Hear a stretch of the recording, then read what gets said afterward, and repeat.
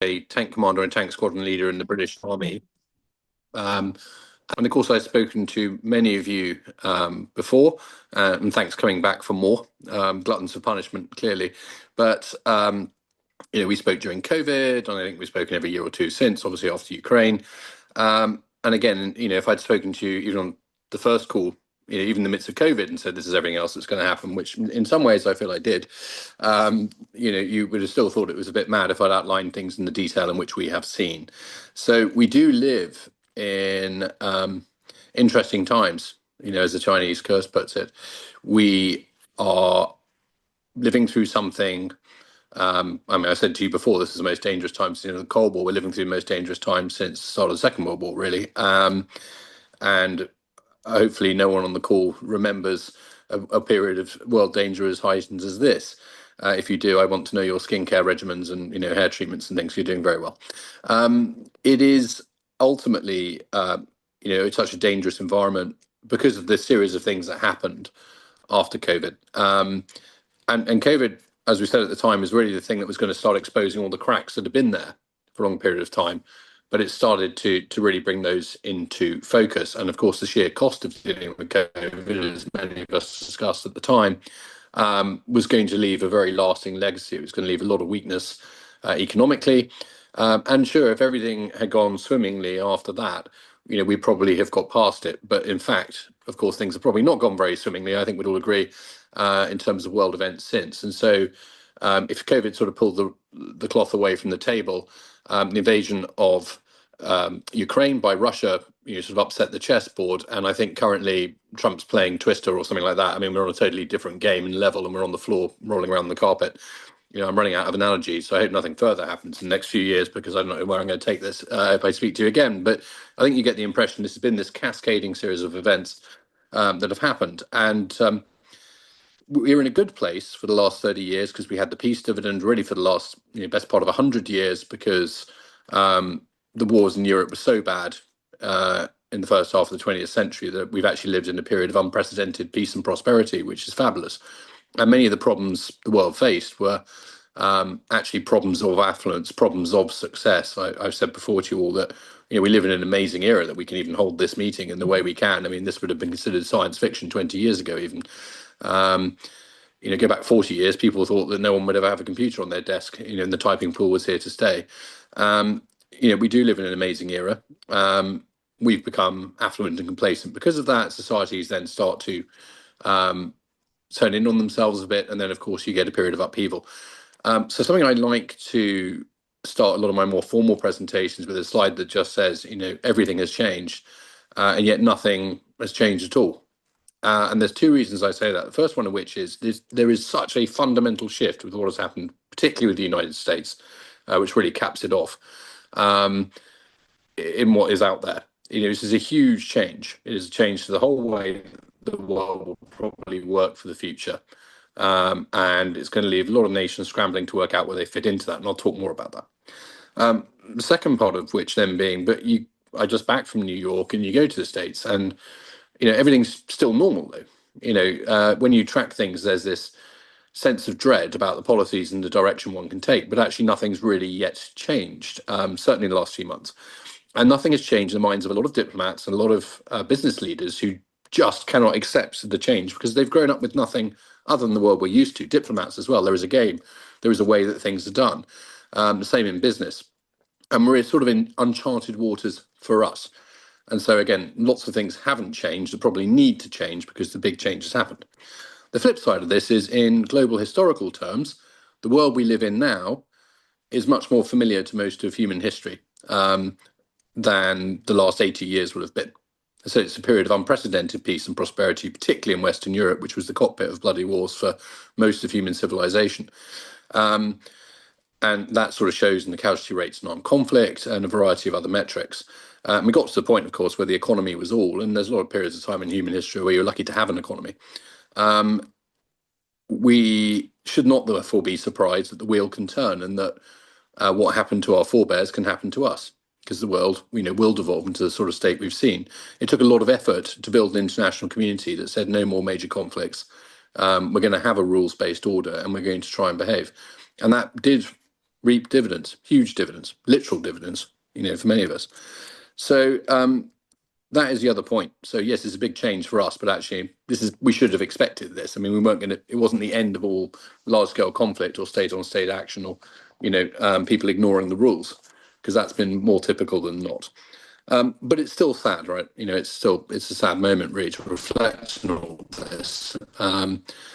And while I can sort of sit here and say I kind of warned you all about this to an extent over the last few years, it doesn't make me feel any better about it because I live here, as we all do. And it is dismal to see so much progress and so much of the good times be cast to one side, and particularly as quickly as they have been by the US. But really what's happened in the US is just put the capstone marker on a trend that was already evident, I would say. And you may sense my comments that my fears are that the US is not going to be able to change back from this course. And even if it were to try to do so, I'm not sure that anyone would rebuild trust. I mean, it takes a long time to build trust, particularly in global affairs. It takes a long time to build the sort of soft power that the United States had, and I think we all admired. And again, it's easy to be critical of the United States, but it was the most powerful nation in the world that tried to be better than it was. And that was, to be fair, I think the British Empire attempted that as well. But, that's a comparatively recent phenomenon. The world's most powerful nations try and be better and try and promote, good values. Of course, you get it wrong. Of course, we do things that are hypocritical or, self-defeating. But the US always tried. And I sat in NATO meetings where the NATO, US five-star general representing, you can almost see his finger twitching towards an imaginary red button on the desk occasionally when, e.g., Latvia or Belgium was talking an equal slot around the table. But the point was they gave every nation in NATO an equal slot around the table, pretty much. There was equal talking space. It was US led, but it wasn't US dominated. It wasn't US controlled as an alliance. And it is a shame to see a form of bullying behavior coming on.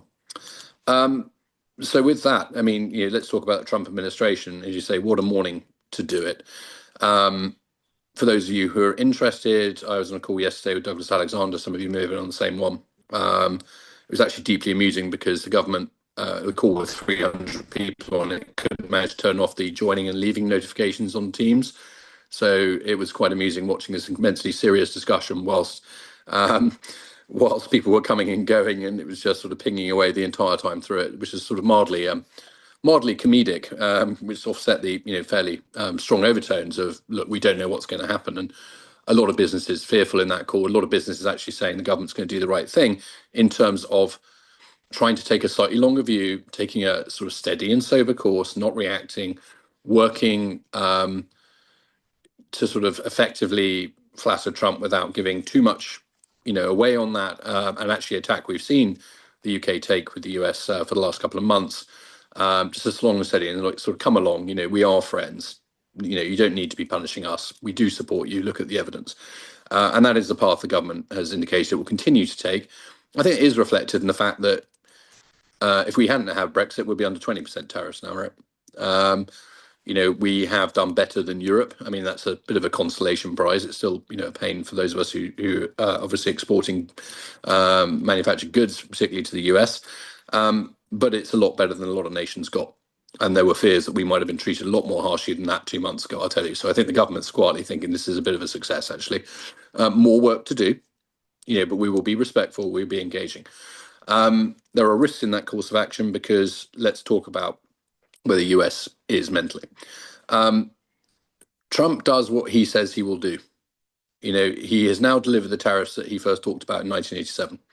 He is delivering the pressure on NATO he first talked about in 1987. The Project 2025 piece, so the right-wing conservative approach in the US that he sort of denied knowledge of, but was obviously pretty intimately closely connected to, is what's being followed through in the US. The close affinity with tech is being followed through in the US, and there is no overlap of what Project 2025 wants and what the strong tech interests want in the US. And so I don't think anything is purely bluff and bluster. I think that was a dangerous course of action that some people took to say, well, he says a lot of things, right, but he doesn't mean them. Well, he can always mean them, but yes, he does say a lot of things, but they're all intended for a purpose. And unfortunately, he's mercurial as well. So when he says something, he does mean it. He can then change his mind. He'll telegraph that when he does, but it does leave everyone wondering what the hell is happening and in a bit of a vortex. and in their global policy terms, he has a view that the world is great power spheres of influence.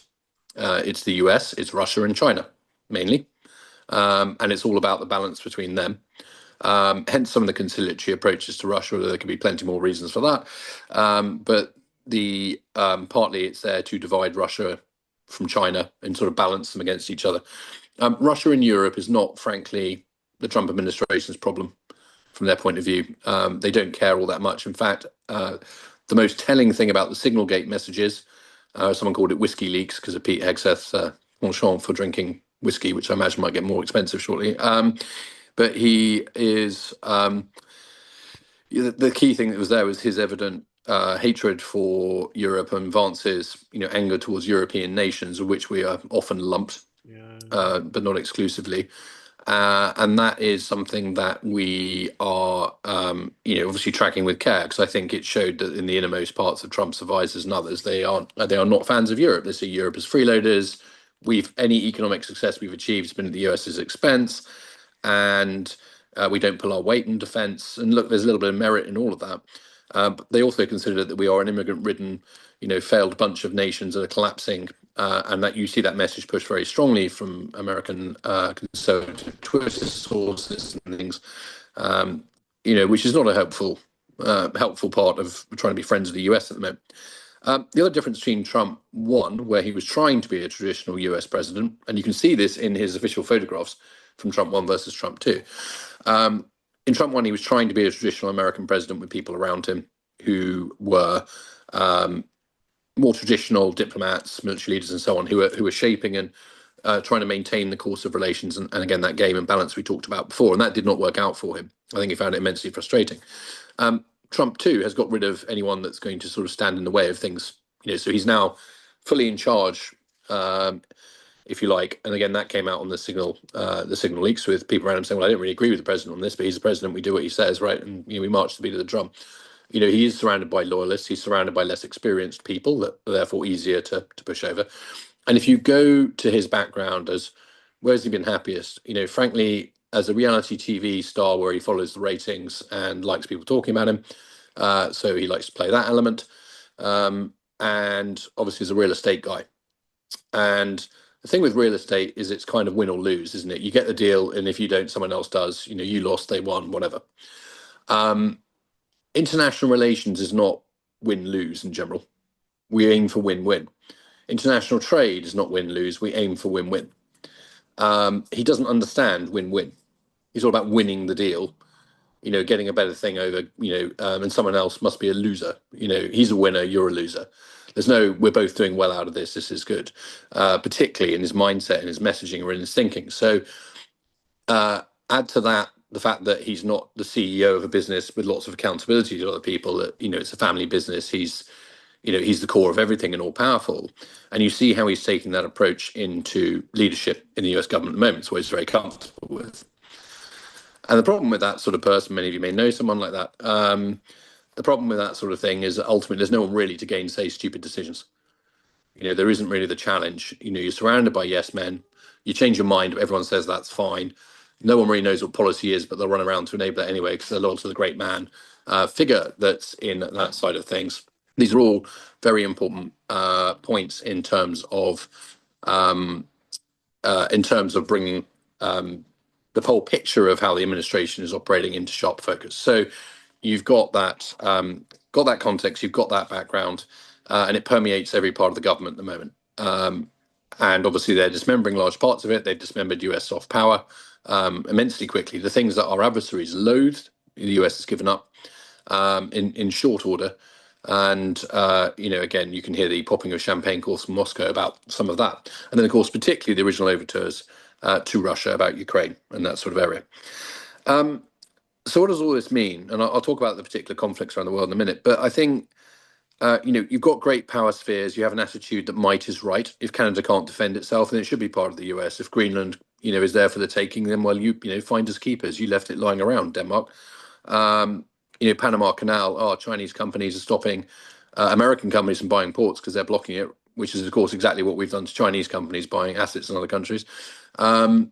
Okay, well that's a casus belli. That's a pretext for us to militarily occupy these Chinese assets and take them. You know, that is not the world that we've traditionally lived in. But it's one that, again, that sounds a bit familiar to, people 300 years ago, 400 years ago. So you have this great power sphere, Europe on the side of it, seen as a win-lose, or at least the big powers can win and everyone else can lose, sort of attitude. No permanent allies, no permanent enemies. At this point, could you rely on NATO? The official line is yes. Unofficially, I would be, and the US tells us, US military tells us behind the scenes, yeah, absolutely, NATO is strong and everything else, but we're not seeing the evidence of that. I think if there was a dubious Article 5 moment for NATO, the US may or may not do anything. And I think the chances are they'd sit it out. And the problem with that is if you can't rely on the members of the alliance absolutely to defend each other, you might as well not be in it. So hence there needs to be a plan B for Europe, which is what is being worked on. And I think actually, Europe is looking stronger in the face of this. And by that I mean the whole continent, and indeed Canada, basically everyone in NATO except for the US and Hungary, is actually looking stronger in the face of what's going on. Pulling together better, recognizing that defence needs more money because we cannot rely on the US at this point. But of course, it's had the effect of turning backs on the US, which I think is not what the intention really was necessarily. And this is the problem when you start complaining to Europe, it needs to look to its own defence. Well, then it does so, but it doesn't buy US equipment to do so. It invests in its own things, and actually it reaps the economic rewards. And actually, eventually say, why are we giving America critical bases in Europe so it can strike the Middle East when we don't agree with American policy? So America has things to lose in terms of its presence in Europe, and there's a reason that they've done it for so long. It's not just to defend Europe out of goodwill. Obviously, there was an element of soft power presence and maintaining a world order, but also it is functionally militarily critical for the US to be able to support operations in Africa, support operations in the Middle East. It gets very difficult if you don't have any bases in Europe. Very difficult indeed, actually, to do that. And if you speak to any members of the US military, they will tell you that, especially the US Air Force, Fairford, for example, when they're there, where some of you might see them occasionally, they are absolutely clear, and that's even the long-range bombers. They're like, if we didn't have Fairford, and we wouldn't really be operating in the Middle East. So they have things to lose, but it doesn't mean that they won't push the agenda that we've seen, because it's pretty ignorant. It's not well thought through policy. Behind all of this, there's lots of other macro risks. So this is not just happening in isolation. We've also got, so forgetting geopolitics, we've got AI, cyber changes, technological changes, automation, growing. We've got workforce transformation going on. We've got declining birth rates in rule of law countries and escalating birth rates in non-rule of law countries in many cases. We have a weak economy. Before anyone starts throwing wars and tariffs and things at it, globally, it's not in a good place. And we have, of course, the steady drumbeat of changing climate that's going on. Although currently I'm welcoming it after the winter we just had, certainly down here in Hampshire. But, those things are pushing away, and global supply chain disruption, inevitably. So all the usual shocks are still out there. So, I mean, it's a fairly, poor looking course, but on top of that, there are shocks that are pretty poor. So, tariffs, again, it's a very blunt weapon, brought about the Depression in the 1930s. Very few times that applying tariffs in this sort of way has worked out positively for the country doing it, or indeed for anyone else. We have no particular reason to think this will be different unless things are settled fairly quickly. But we were already in an environment where diplomatic leaders, certainly, and business leaders were paralyzed. I mean, who's making investments in this climate? And that was apparent again yesterday on the call I was on with HNG about the course of action to be taken. Again, lots of people saying we think it's the right thing to do, but that's easy when 85% of the people in the room, probably services companies, that weren't affected by it. Manufacturers were literally on the call saying, is the government going to bail us out if we go ahead with US investments and get hit with this? I'm due to close a deal on Friday, £14 million investment in Chicago, and it's going to, if we get tariffs, it deletes all profit from the deal, and I won't be doing it. Is the government going to indemnify me if I still go ahead? Because you tell me, don't worry, the tariffs will get written down in the next few months. Already that is significant. And with all the other things happening right now in the UK to cost base of employment that we know about, especially the national insurance raise and the lowering of the margin on that being the main thing that is getting people. unless you had a particularly low-paid staff anyway. But even then, you're getting caught with lowering of the levels. It's just not a good. It's not a good time.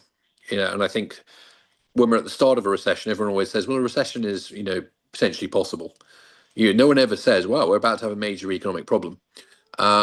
Because then you tend to have a major economic problem because everyone's talking about it and everyone talks themselves into it. And we saw that at the end of last year in this country, of course, with Labour government saying, well, we're going to have to raise a lot of money. It's going to be very hard work, guys, brutal times ahead. And of course, then they were like, why is no one spending money? You're like, yeah, because you just told everyone it was going to be grim. It doesn't work. So unfortunately, we have this environment with a lot of stuff going on. At the start of the year, Goldman Sachs, I think, had a US recession at 0%, and it went up to 40% by February. And when they're saying 40%, it's 100 and something percent at that point. Because again, no one says it's coming strongly until well after it's already started. And then they say, oh, look, we're in a recession. We have been for the last, for the last 3 months. Because of course you don't know, and it's a lagging thing anyway. What I would point towards is sentiment, and negative sentiment in the US in particular is worse than it's been, at least going back to before Reagan came in. And normally, if you map sentiment to market downturns, it tends to be like a year or two after the event. So 2010 was, I think, the worst year following the 2008 financial crisis, and so on back through history. 1989, not 1987.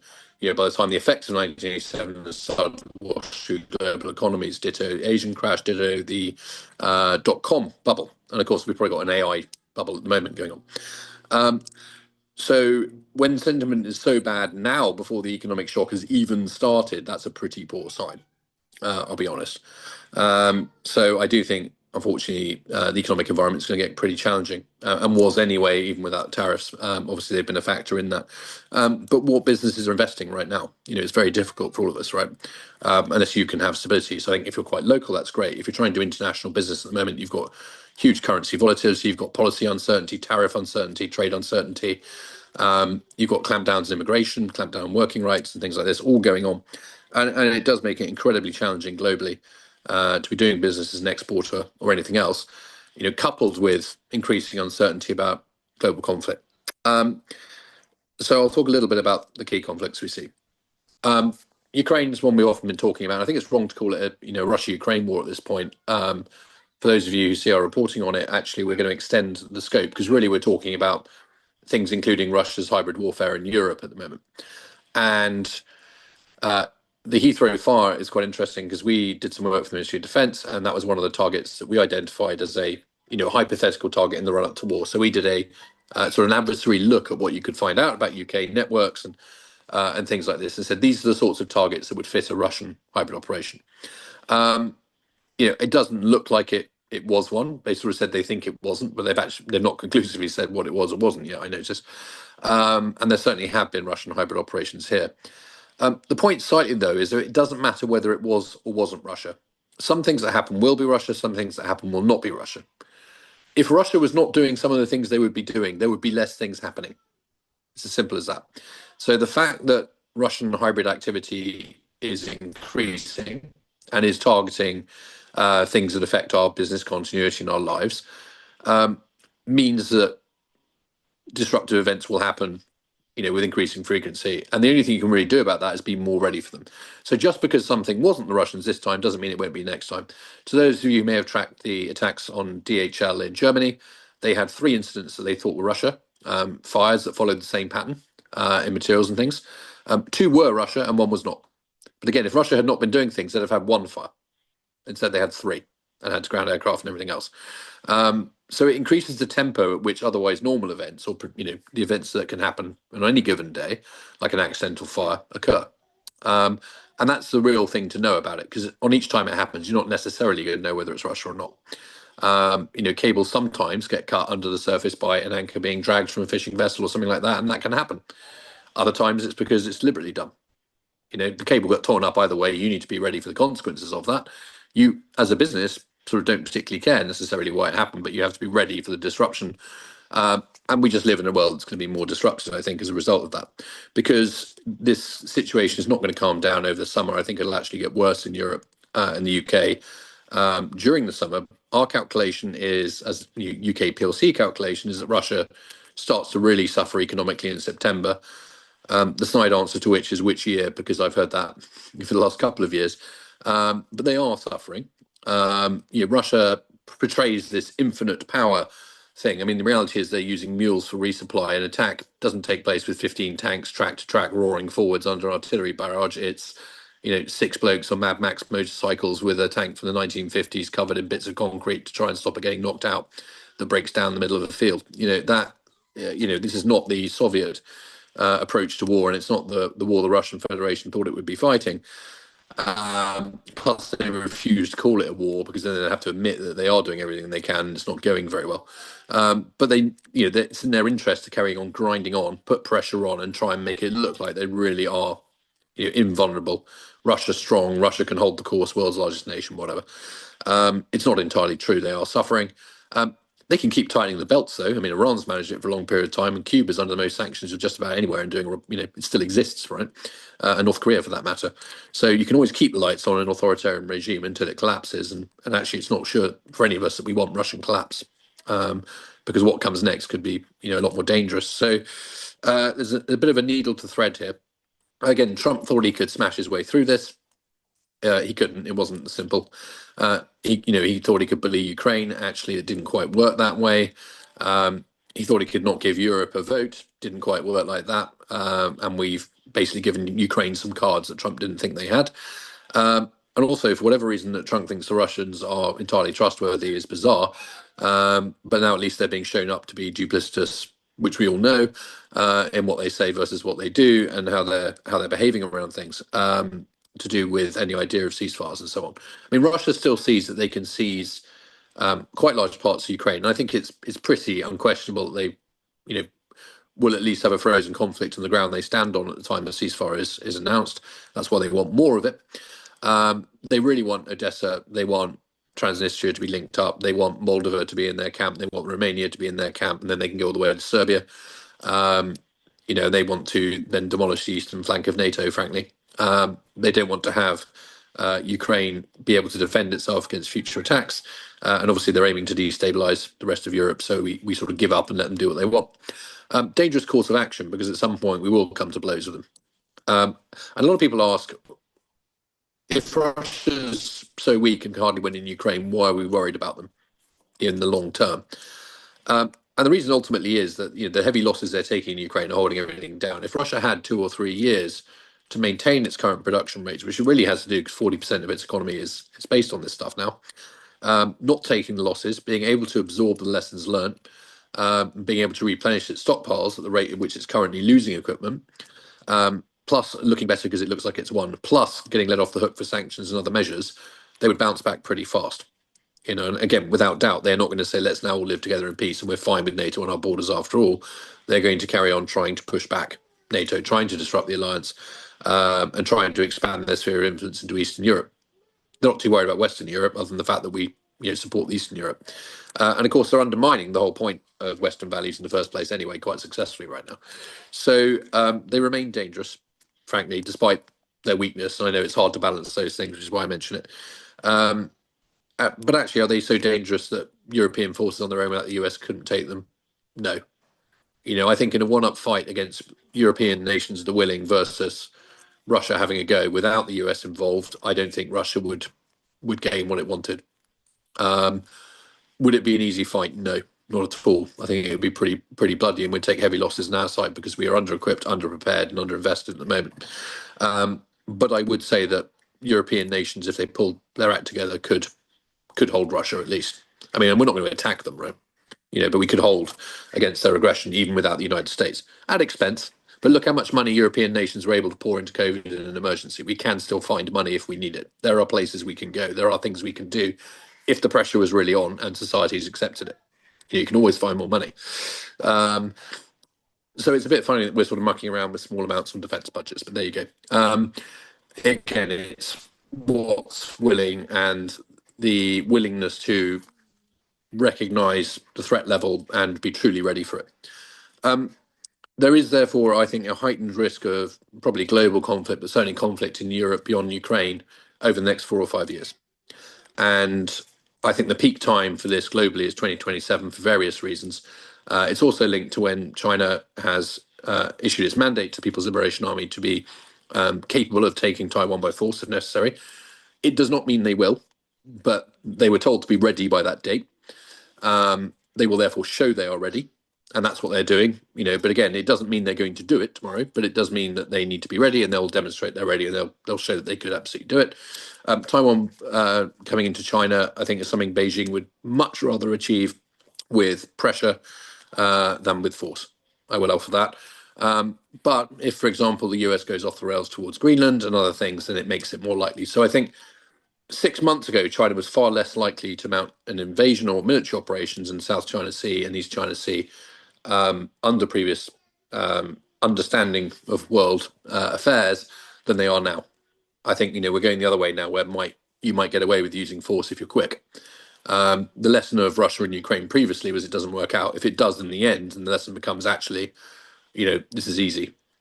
Why are we not using our military force? It's very expensive, and we can achieve things with it and get great power and glory. So let's use it. It becomes very tempting, but they would rather do it without fighting. I think, they'd rather basically make it impossible for the island to defend itself and demonstrate that. But everyone intends to win a war without really having to fight, right? No one goes into a war saying, "I know, let's take 6 years over this, lose millions of people, and basically have a no-score draw." No one intends for that outcome. Russia did not intend for this outcome in Ukraine. They thought it was going to be a lightning operation, Kyiv in 3 days, the country in 3 weeks, as we discussed right back in February 2022. It didn't work out like that, but if they do it in 3 years, that's not atypical for what happens when you enter this sort of conflict. Most wars happen due to misunderstanding. So again, I think the worst period of time, again, between now and the end of the decade, 2027 is kind of peak risk for me for various reasons. And the other one of which is we're sitting here saying, oh, we're going to increase our defense spending and be ready by 2030. How terribly sporting of us to tell the other side when we'll be ready so they can get something in ahead of time, right? If you are the adversary and you can accelerate things because you're an authoritarian dictatorship under pressure and has an alternative, wouldn't you just go early with what you had? And this is what happened in 1939, arguably. So, I do think that we're in a period of escalating danger now. You're also post the US midterms. I am not hopeful for the future of US democracy, as I said at the start. There was a coup attempt in 2021. It was a bad one. It wasn't thought through and it was pretty ineffective, but it was an attempt to hold power. And that was in a sort of half-assed period of administration. I think with what you see now, with the vested interest, with the damage that's being done, and I think especially with the setback in Wisconsin, the Wisconsin State Supreme Court vote that Musk tried very heavily to influence and was very important for the Republicans, and they didn't manage to swing that. In fact, it swung very hard against them. I think the lesson then is actually they're not going to win the midterms on a level playing field, and they could end up in a position where they're all impeached shortly afterwards. I think that's probably quite concerning for them. When you've crossed the Rubicon and gone this far, eventually you just have to keep going. And there are ways, of course, to gerrymander and to affect electoral outcomes, electoral freedoms, which concerns me greatly. And I think the consequences of whatever happens in the midterms obviously will be felt in 27 as well. So for me, there's a few conjunctive circumstances coming up there. In the meantime, we have the Middle East.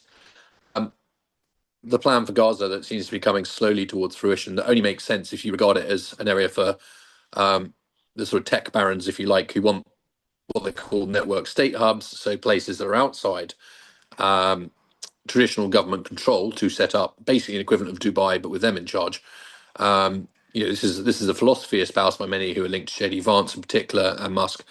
Gaza, the plan of an idea of sort of occupation of Gaza and turning it into a Dubai makes sense in that context.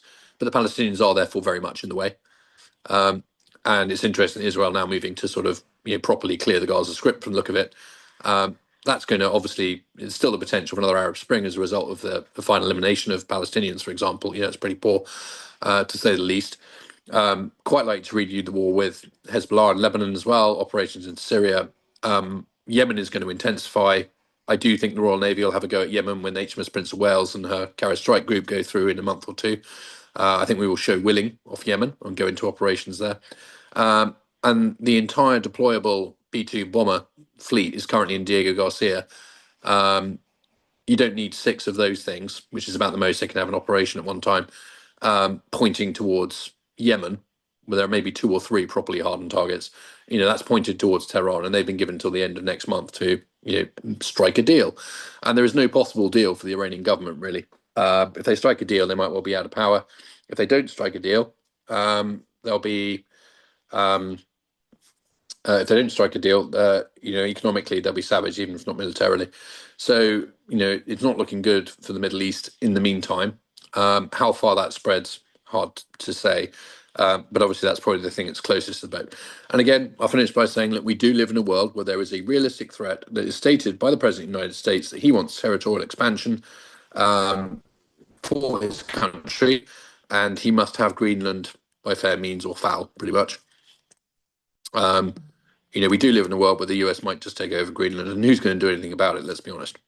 And I think it's not so much the sheer effrontery of that; it's just what it means for everyone else around the planet. If the US can go ahead and just do that, and again, serious threats towards a very friendly nation in the form of Canada.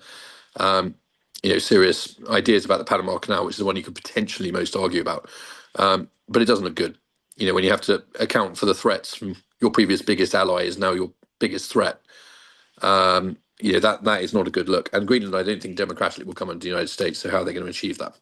I think there are problems there. And again, if they're having political problems, it starts to become a real rallying thing to do, doesn't it? Based on a made-up threat. Sadly, I'll finish with the last thing I'm often asked about: should we be worried about nuclear war? And my argument is no. Nuclear weapons are a weapon of last resort. We're very lucky in this country to have them, actually. The one thing they guarantee is that no one can trample into your country and take it over. At the very least, again, you can make sure that they go down with you, which is a powerful disincentive, as we've seen with Russia and Ukraine. It gives you freedom of manoeuvre. The UK and France have enough of an arsenal to do more than enough to Russia to be a deterrent. Frankly, you don't need 6,000 warheads, of which they've only got 3,000 operation in Russia only. But there is a balance there. We have enough to destroy most of the Russian population, because they only live in a small number of cities. Actually, everyone else doesn't matter. So we have a credible deterrent. So do they. I don't think states are going to get to the level of national survival. Nuclear armed states are not the level of toppling over, other than Russia, if we really, really hand it to them in Ukraine, which I think we couldn't do anyway. And I think they would stop and take something before they reach the point of collapse, state collapse for Russia. And we are actually trying to stop that too. We're trying to thread that needle between, we don't want the Russian government to collapse, but we do want them to change their ways and back off. So I don't see that as a problem. If I'm wrong and we get global nuclear war, then you can all have your money back. That's my guarantee to you. So there you go. I'll let you finish on that thought.